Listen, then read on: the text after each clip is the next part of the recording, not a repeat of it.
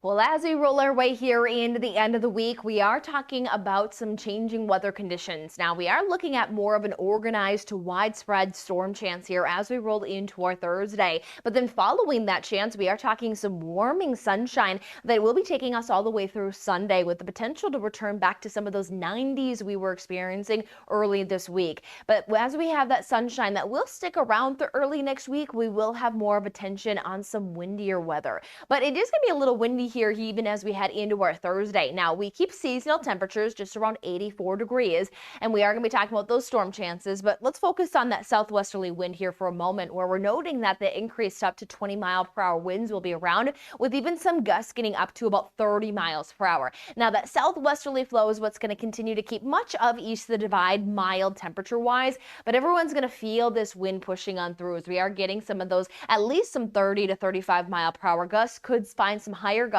especially within some stronger storm cells. As we are noting that with a widespread windy day, we are noting that there is a storm system swinging through. Now, the warm front is going to be situated just along the Wyoming and South Dakota border. And into South Dakota and Nebraska is where the bigger severe threat is falling. But we're noting that much of east of the divide here is really the initiation zone.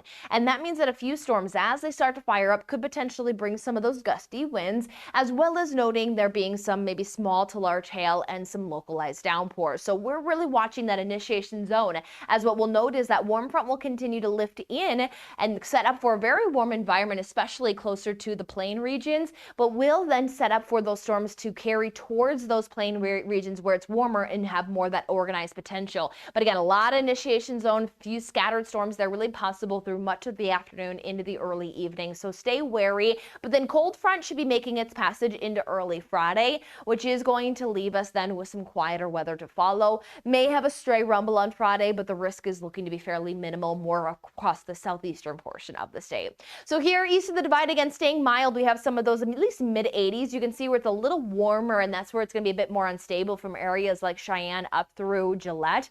But then even off towards more of our far northwest, you can see a little cooler, as that's where that cold front is going to be making its passage already by Thursday. So east of the divide, again, seasonal conditions, scattered storm chances. Friday, we are going to be a little cooler than we've been, as we'll see 70s to those low 80s, and there may be just a stray shower and rumble with that cold front passage, but it is expected to be very isolated, largely talking about working into those brighter skies. And then those brighter skies will really be our forecast for the next week ahead. Now, we'll build with the potential getting towards those 90s on Sunday, so that will be our next attention before following that warm day. It is going to be a bit windier for next work week.